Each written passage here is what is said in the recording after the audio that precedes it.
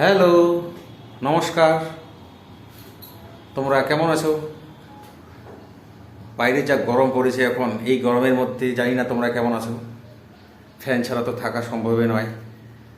দেখো, এই গরমের মধ্যে তা সত্ত্বেও তোমাদের জন্য কিন্তু আমাদের ভিডিও করতে হয় গরমের মধ্যে থেকেও, কারণ কোনো ফ্যান চালানোর কোনো সম্ভাবনা থাকে না, কারণ চালাইলে তোমরা শুনতে পাবে না।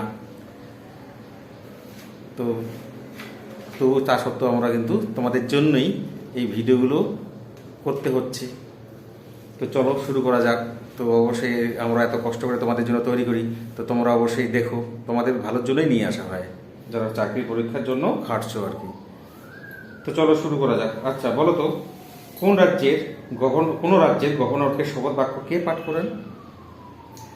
সেই সেই রাজ্যের হাইকোর্টের প্রধান বিচারপতি। সেই রাজ্যের হাইকোর্টের প্রধান বিচারপতি গভর্নরকে শপথ বাক্য পাঠ করান। আচ্ছা এবার বলো তো, সংবিধানের কত নং পার্টে একটি মাত্র আর্টিকেল আছে? 20 নম্বর পার্টে। 20 নম্বর পার্টে। আচ্ছা এবার বলো তো, আন্তর্জাতিক কোর্ট অফ জাস্টিসে মোট বিচারকের সংখ্যা কয়টি বলতে পারবে? বিচারের সংখ্যা হচ্ছে 12 জন।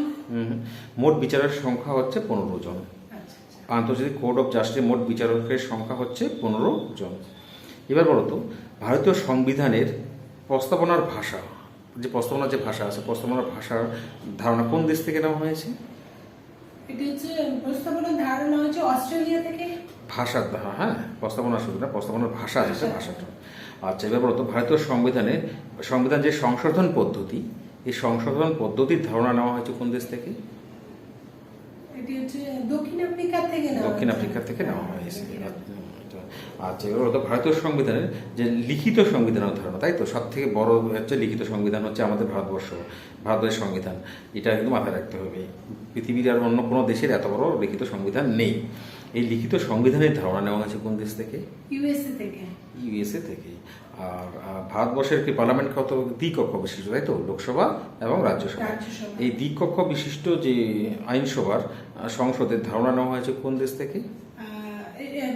ব্রিটেন থেকে নেওয়া হয়েছে। ব্রিটেন থেকে নেওয়া হয়েছে। আচ্ছা আচ্ছা এবার বলো তো, ভারতের চিফ ইলেকশন কমিশনার যদি পদত্যাগ করতে চান, তবে তিনি তার পদত্যাগপত্র কার কাছে জমা করবেন? তিনি একমাত্র রাষ্ট্রপতির কাছেই জমা করবেন। তিনি রাষ্ট্রপতির কাছে পদত্যাগপত্র জমা করতে পারেন, তাই তো।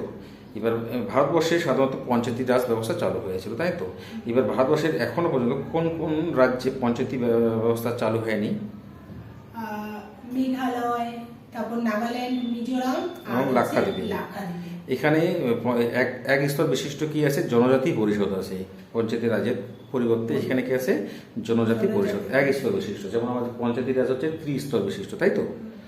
আচ্ছা এবার বলো তো, কোন কমিটির সুপারিশে পঞ্চায়েতি রাজ ব্যবস্থা চালু হয়েছিল? বলবন্ত রায় মেহতা কমিটির সুপারিশে। সালটা বলতে পারবে? সালটা হচ্ছে 1957 সাল। এবং 1957 সালের এই কমিটির সুপারিশেই কি হয়েছিল?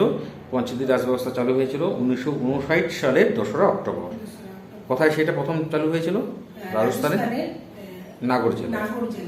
আচ্ছা এবার বলো তো, ভারতীয় সংবিধানের প্রস্তাবনাটি খসড়া কমিটির সামনে কে উত্থাপন করেন? ইউএসএ। কে উত্থাপন করেন, মানে খসড়া কমিটির সামনে কে?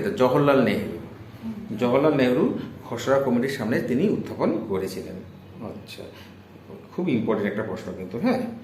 আচ্ছা এবার বলো তো, মৌলিক অধিকারের ধারণা কোন দেশ থেকে নেওয়া হয়? আমাদের দেশে যে মৌলিক অধিকারগুলো আছে, সেই ধারণা কোন দেশ থেকে নেওয়া হয়? এটি হচ্ছে ইউএসএ থেকে নেওয়া হয়েছিল।